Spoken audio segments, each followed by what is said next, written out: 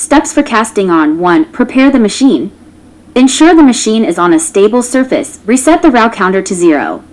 Check that all hooks are in working order. 2. Find the starting point. Locate the black or marked needle on your machine. This is your starting point. 3. Begin alternating yarn placement. Hold the working yarn and place it behind the first hook black needle, in front of the second hook, behind the third hook. Repeat this alternating process around the entire machine. 4. Close the round. After you've gone around, crank the handle slowly to ensure all hooks are catching the yarn correctly. 5. Start regular knitting. Once the cast-on row is complete, begin cranking the handle at a steady pace. For the first row, ensure all hooks are picking up the yarn consistently. Behind the third hook dot, repeat this alternating process around the entire machine.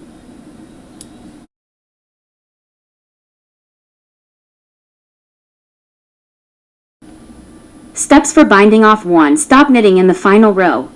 When you've reached the desired length of your project, stop cranking the machine. 2. Cut the yarn.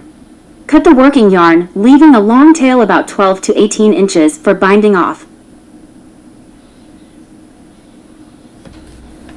3. Secure the stitches. Using the yarn needle, begin removing stitches one by one from the machine's hooks.